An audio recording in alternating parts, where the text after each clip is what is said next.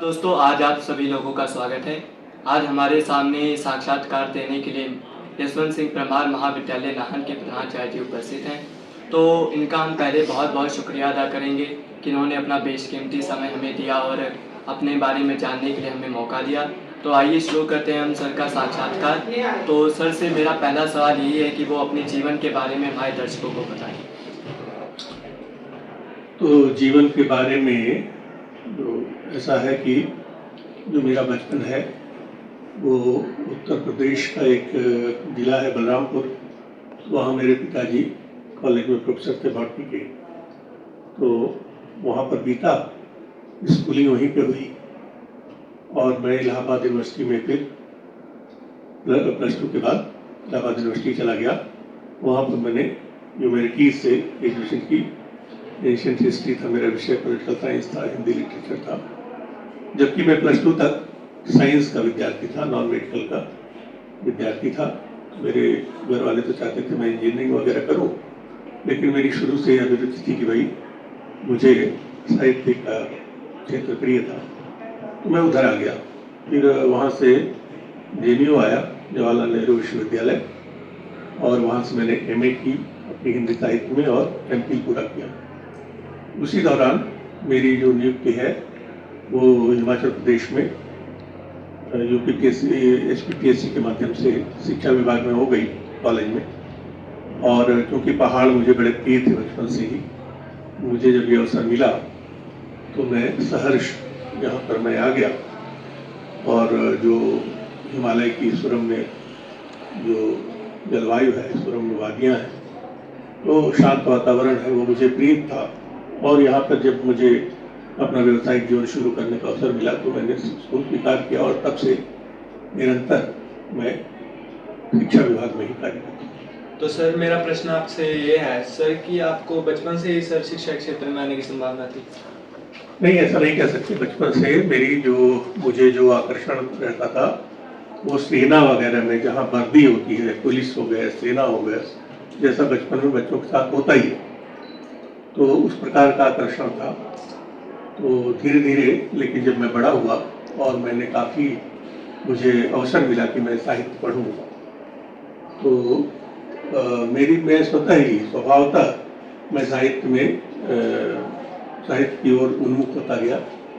और व्यावसायिक रूप से भी मैं फिर साहित्य के ही क्षेत्र में आ गया। तो कुछ निश्चित नहीं था शिक्षा क्षेत्र में आना, लेकिन ऐसा होता गया धीरे धीरे अपने आप चीज़ें आगे समय के साथ होती हैं। तो सर आपसे हम ये भी जानना चाहेंगे कि जब आप एक विद्यार्थी थे स्कूल में या कॉलेज में, तो आपके समक्ष कुछ तो चुनौतियाँ आई होंगी और आपने उसका सामना भी किया होगा। जी, विद्यार्थी का जीवन चुनौतीपूर्ण होता है और विद्यार्थी के ऊपर तमाम तरह के दबाव, प्रेशर्स भी होते हैं। परिवार का होता है, समाज का होता है, और निरंतर उसको परफॉर्म करने का, परीक्षा में बेहतर करने का एक दबाव होता है। वो सब चुनौतियां तो हमेशा से बनी रहती हैं। एक चुनौती, जैसा मैंने थोड़ा जिक्र भी किया, मेरे सामने आई थी। जब मैं इंटरमीडिएट में था या उससे पहले ही, मैट्रिक जब मेरी शुरुआत थी, तो मैं आर्ट्स में जाना चाहता था, क्योंकि मेरी स्वाभाविक रुचि उधर थी। लेकिन मेरे परिवार वगैरह के दबाव से उन्होंने कहा कि आप कम से कम प्लस टू तक साइंस पढ़िए।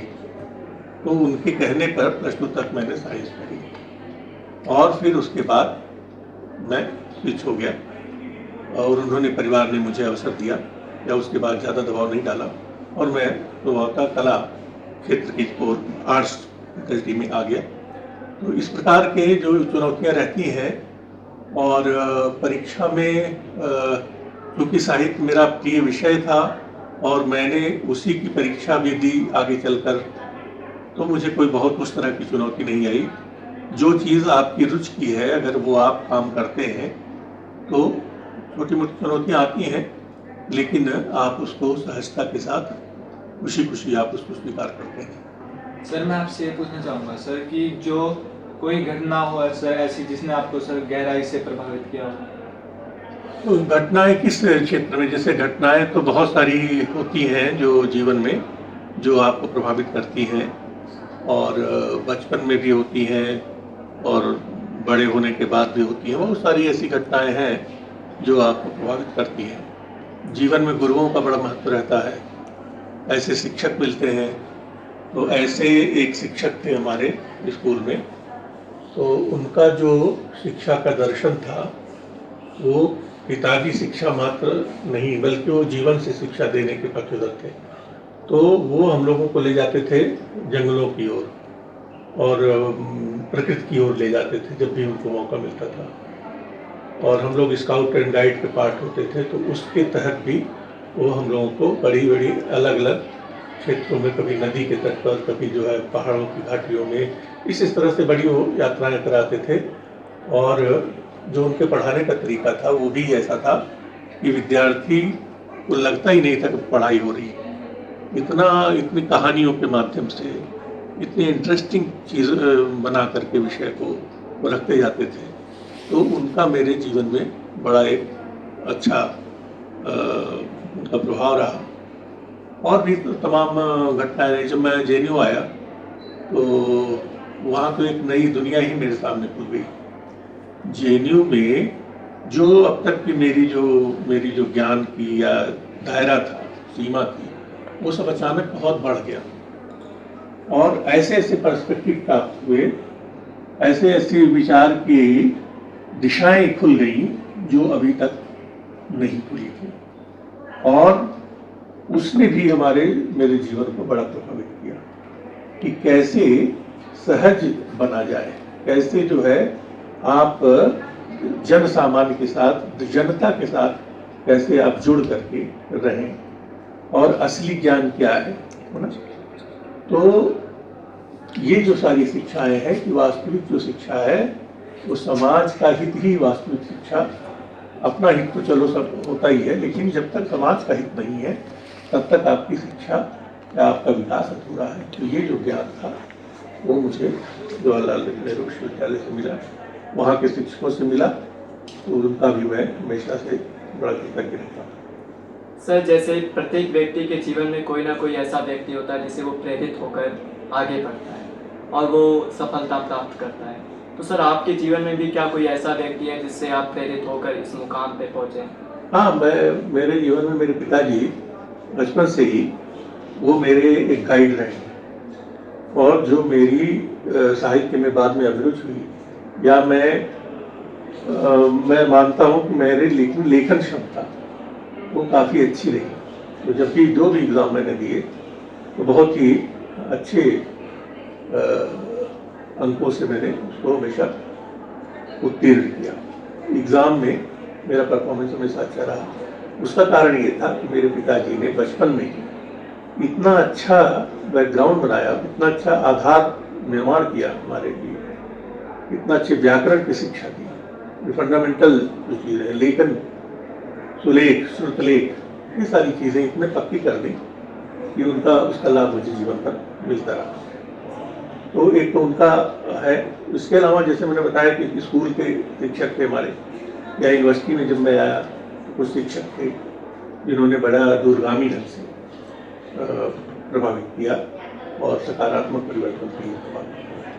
तो सर, जिस प्रकार विद्यार्थियों में सर आप अपनी रुचि होती है हर चीज़ में, तो सर मैं आपसे पूछना चाहूँगा सर, आपकी क्या क्या हॉबीज है? मेरी हॉबी तो सबसे पहले है अच्छी किताबें पढ़ना, अच्छा साहित्य पढ़ना। दुनिया भर में जो साहित्य लिखा जा रहा है, तो ऐसा संयोग बना जब मैं +2 में था या उसके पहले भी हाई स्कूल से ही, कि ऐसी मेरे पास किताबों का एक ऐसा जखीरा मुझे मिल गया लाइब्रेरी का कि दुनिया का बहुत श्रेष्ठ साहित्य मैंने पढ़ लिया। यानी जो आप जाके MA में पढ़ते हैं जो लोग, या PhD करने के दौरान जो किताबें पढ़ते हैं, वो किताबें मैं +2 तक ही पढ़ लिया। तो ये जो चीज़ थी उसने मेरे व्यक्तित्व को या मेरे जीवन को बड़ी एक दिशा दी। पहली चीज़ तो साहित्य का अध्ययन है। दूसरा, जब शुरू में मैं खेलता था, जब अवसर मिलता था, जब तक स्कूल में रहा, कॉलेज में रहा, तो कुछ न कुछ खेलता रहा। अब आजकल तो खेलना नहीं हो पाता है, लेकिन फिर भी जब भी मुझे मौका मिलता है तो मैं कोई अच्छी किताब जो है लेकर के कोशिश करता हूँ कि 2-4 दिन में उसको खत्म करूँ। सर आपका पसंदीदा सब्जेक्ट कौन सा है जिसे आप नहीं, पसंदीदा सब्जेक्ट जैसे मैंने कहा कि साहित्य ही है, लिटरेचर ही है, सर अच्छा साहित्य। वर्तमान में आप हमारे विद्यालय के प्राचार्य हैं सर, तो मैं आपसे पूछना चाहूँगा जब आप यहाँ पर आए तो आपको यहाँ पर क्या क्या अच्छा लगा, और सर आप यहाँ पर क्या क्या बदलाव करना चाहेंगे? देखिए, इस कॉलेज से, राजकीय महाविद्यालय नाहन से मेरा जो रिश्ता है, मेरा जो जुड़ाव है, बहुत पुराना है। सन 2000 में जब मैं किन्नौर से आया सिरमौर, तो सबसे पहले मैं नाहन कॉलेज आया। नाहन कॉलेज में काफ़ी लंबा वक्त मैंने यहाँ पर बच्चों को शिक्षा दी है, और 2-3 चरणों में मैंने कम से कम 14-15 साल नाहन कॉलेज में बिताए। तो इसलिए एक तरीके से तो मैं जुड़ा हुआ था, परिचित था। लेकिन एज ए प्रिंसिपल पहली बार जब मतलब आ रहा हूँ, तो एक नए नज़रिए से इसको देखने का अवसर मिल रहा है। तो मुझे खुशी होती है कि ये जो इतना अग्रणी महाविद्यालय है पूरे हिमाचल का, और हिमाचल के कुछ एक पहले महाविद्यालयों में से है, और हमारे सिरमौर का जो अग्रणी महाविद्यालय है, तो उसके अनुरूप ही यहाँ पर एक वातावरण तो है, पढ़ाई लिखाई का वातावरण है। बच्चों को मैं देखता हूँ वो पढ़ने लिखने में, अपनी शिक्षा के प्रति उनके अंदर गंभीरता है, और बहुत दूर दूर से बच्चे यहाँ पे आते हैं। इवन शिमला डिस्ट्रिक्ट के बच्चे भी हैं, और सिरमौर के तो हर क्षेत्र से यहाँ बच्चे हैं, दूर दराज के गाँव से हैं, लड़कियाँ ज़्यादा संख्या में हैं। तो कुल मिला के अच्छा वातावरण है, बच्चों को अवसर भी मिलता है, और बहुत सारी गतिविधियाँ हैं। तो मेरी कोशिश होगी कि ये जो वातावरण है पढ़ाई लिखाई का, वो बना रहे और अच्छा हो। साथ ही साथ जो को करिकुलर एक्टिविटीज़ हैं, और साहित्यिक गतिविधियाँ हैं, संगीत की जो गतिविधियाँ हैं, वो सब भी और फले फूले बढ़े। और एक ऐसा जब बच्चा यहाँ से जाए, स्टूडेंट यहाँ से जाए, तो वो एक अमिट छाप लेकर इस कॉलेज की जाए। सर आज वर्तमान समय में जहाँ हम देखते हैं कि विद्यार्थियों और शिक्षकों के बीच एक अच्छे तालमेल की जरूरत है, तो आप उस तालमेल को स्थापित करने के लिए क्या क्या प्रयत्न करना चाहेंगे? देखिए, ये हमेशा से विद्यार्थी और शिक्षक एक दूसरे के पूरक हैं। विद्यार्थी बिना शिक्षक के कैसे कौन विद्यार्थी, और बिना विद्यार्थी के कौन सा शिक्षक। तो ये एक दूसरे के लिए अनिवार्य है, इनकी परिभाषा ही एक दूसरे पर निर्भर करती है। तो कुल मिलाकर के इस महाविद्यालय में अच्छा एक संवाद है, छात्रों और शिक्षकों के बीच में एक अच्छा रिश्ता है, और ये मजबूत हो सकता है। अभी जो हमने शुरू किया है, पहले से भी है, उसको हम चाहते हैं मजबूत हो। मेंटर मेंटी का एक कार्यक्रम है कि हर टीचर के पास कुछ एक विद्यार्थी, जैसे 15 विद्यार्थी, 10 विद्यार्थी, वो दे दिए जाएं, नए जो लड़के आ रहे हैं, नए बच्चे आ रहे हैं, और वो उनके सारी समस्याओं से और उनकी जो है सारी गतिविधियों से वो जुड़े। केवल एक रागात्मक उनमें एक रिश्ता बन जाए, क्योंकि जब तक इस प्रकार से नहीं जुड़ा होगा, जब तक हम बच्चे के परिवार से नहीं परिचित होंगे, उसके बैकग्राउंड से नहीं परिचित, उसकी आशाओं आकांक्षाओं से नहीं परिचित होंगे, तो हम उसको दिशा नहीं दे सकते। तो ये मेंटर मेंटी का जो कार्यक्रम है, इसको हम चाहते हैं कि बहुत ही और अच्छे ढंग से ये लागू हो, और इसका प्रभाव जो है निश्चित ही शिक्षक छात्र के संबंधों में एक और मजबूती लाने के लिए बहुत अच्छा पड़ने वाला है। सर आज वर्तमान समय में ईमानदारी, अहिंसा, ये शब्द जहाँ तक मेरा व्यक्तिगत राय है, ये केवल कहने के लिए, क्योंकि यार इनका मेरे ख्याल से कोई मूल्य नहीं, क्योंकि जो लोग इन सिद्धांतों को अपना कर आगे चलते हैं, वो कहीं ना कहीं पीछे रह जाते हैं। तो आपका इस बारे में? नहीं, मैं आपसे सहमत होते हुए कहना चाहता हूँ कि ईमानदारी, अहिंसा, करुणा, दया, त्याग, तपस्या, संयम, ये जो मूल्य हैं, ये जिंदगी के, मनुष्य जीवन के आधारभूत मूल्य हैं, जो कि जीवन को सुंदर बनाने के लिए जरूरी है, खूबसूरत दुनिया को रचने के लिए जरूरी है। बिना इन मूल्यों के हमारी ये जो दुनिया है वो रहने लायक नहीं रहेगी। तो अब सफलता हम किसको मानते हैं? सफलता क्या जो है इस जो रैट रेस चल रही है एक दूसरे को पीछे छोड़ने की और एक दूसरे से बड़ा दिखने की जो आकांक्षा, क्या वो सफलता है? सफलता की मेरी जो परिभाषा ये है या समझ ये है कि सफलता तो बड़ी व्यक्तिगत चीज़ है कि हमको क्या चीज़, अगर हमको लगता है कि हमने जीवन में वो सार्थक जिया है, मीनिंगफुल मेरा जीवन रहा है, हमने अच्छा किया है, बेहतर किया है, दूसरों के लिए भी, समाज के लिए भी, तो वो सफलता। सफलता की कोई बड़ा हुआ तो क्या हुआ, जैसे पेड़ खजूर पंक्ति को छाया नहीं, फल लागे अति दूर, तो उस प्रकार की सफलता जो है हमको नहीं चाहिए। और ये जो जीवन के मूल्य है, धर्म के जो लक्षण है, सब अहिंसा और दया, त्याग, तपस्या, सत्य, बिना इसके जीवन का जो है सामाजिक जीवन का बहुत दूर तक हम उसको नहीं ले जा सकते। कोई भी युग हो ये मूल्य रहेंगे और हमेशा इनकी अनिवार्यता रहेगी। सर आपके अनुसार आज की शिक्षा प्रणाली में सर सबसे बड़ी चुनौती क्या है? शिक्षा प्रणाली में चुनौती यही है कि एक तो हमारी शिक्षा जो है, शिक्षा की परिभाषा अगर आप देखो तो सर्वांगीण विकास है और एक ऐसा सक्षम व्यक्तित्व बनाने की, सक्षम, संकल्पवान, स्किल्ड, सर्वांगीण रूप से जो है विकसित व्यक्तित्व बनाने की कोशिश है। तो क्या ऐसा हो रहा है? तो उसमें अभी काफी कमियां।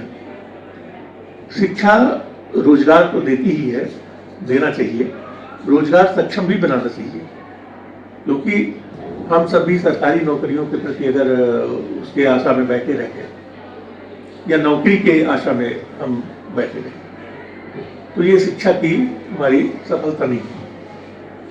तो हम इतने सक्षम बने कि हम खुद रोजगार पैदा कर लें, हमारों को भी रोजगार दें, तो इतना स्वावलंबी बने, इतने स्किल्ड बने। तो अभी कहीं ना कहीं शिक्षा को इस दिशा में अभी काफ़ी रास्ता तय करना है, लेकिन हमारी सरकार भी और समाज भी इस बात से राजी है कि हमको अब एक ऐसी शिक्षा चाहिए जो परमुखापेक्षी न बनावे विद्यार्थी को, बल्कि स्वावलंबी बनाए। तो सर आपके अनुसार पारंपरिक शिक्षा जो सर वैदिक शिक्षा है वो ज़्यादा अच्छी है या सर जो वर्तमान की शिक्षा है वो ज़्यादा अच्छी है? देखिए, वैदिक शिक्षा और वर्तमान शिक्षा में एक वो उसी की निरंतरता होती है ना, कोई दोनों की तुलना नहीं कर सकते, क्योंकि वो तो बहुत पुरानी बात है। तब मौखिक परंपरा होती थी, तब तो कागज का भी आविष्कार नहीं हुआ था, तब लोगों के पास किताबें भी नहीं थी, इतने संसाधन नहीं थे। अभी मनुष्य जो है या जो हम विकास की यात्रा में बहुत पीछे थे उस तरह से, तो वहाँ पे शिक्षा प्रणाली दूसरी थी, गुरु शिष्य परंपरा थी। गुरु जो रटा देता था वो विद्यार्थी रट लेता था। तो इस प्रकार से परंपरा, मौखिक परंपरा के माध्यम से वैदिक काल में शिक्षा आगे बढ़ती थी।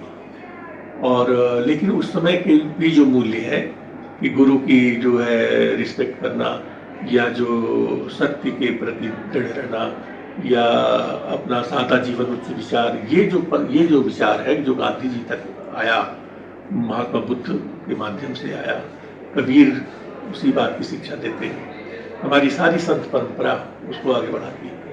आज भी यही सबसे बड़ा मूल्य है, सादा जीवन उच्च विचार, विचार उच्च हो लेकिन दिखावे का और बहुत पाम शो का, बहुत विलासतापूर्ण जीवन, उससे गांधी जी कहते थे कि भाई ये पृथ्वी, ये सारी जितने भी लोग हैं धरती पे, उन सबकी जरूरतें पूरा कर सकती है, लेकिन किसी एक व्यक्ति की भी हवस को, लालच को पूरा नहीं कर सकती। तो हमको इस प्रकार का एक दृष्टिकोण रखना है, कोई दोनों में विरोध नहीं है। और हमको उसी वैदिक जो परंपरा की जो शिक्षा है, जो वहाँ के जो मूल्य हमने निकाले हैं, उसको आज हमको बचाए रखना है। जो अच्छी चीज़ें हैं परंपरा में वो बचा के चलिए।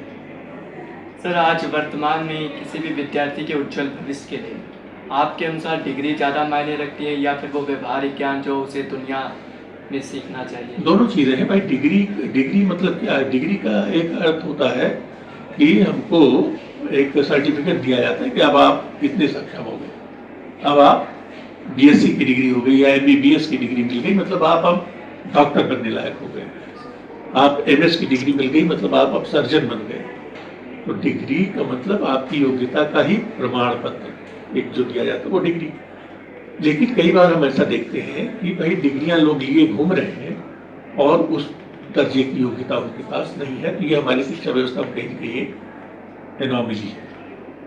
खाली डिग्री अपने आप में कुछ नहीं है जब तक उसके समकक्ष वो योग्यता नहीं हो। जैसे आप देखते होंगे कि कई दुनिया के बहुत अच्छे विश्वविद्यालय माने जाते हैं या बहुत अच्छे जो इंस्टीट्यूट हिंदुस्तान में भी हैं, उनकी डिग्री होना ही पर्याप्त है।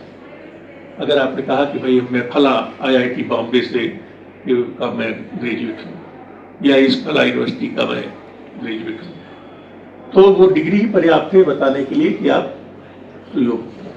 लेकिन बहुत सारे ऐसे भी संस्थान हैं कि जहाँ की डिग्री का कोई मायने नहीं है। अल्टीमेटली तो भाई योग्यता ही वो ऊपर रहेगी। बहुत सारे लोग ऐसे हुए जिनके पास डिग्रियां नहीं थी लेकिन उन्होंने दुनिया में बहुत महान काम किए। सर, आज भी कई विद्यार्थी ऐसे हैं सर जो परीक्षा के भय के कारण तनावग्रस्त हो जाते हैं। सर, वो आत्महत्या जैसा बड़ा कदम उठा लेते हैं। तो सर, मैं आपसे पूछना चाहूँगा उनके इस डर को कैसे दूर किया जा सकता है?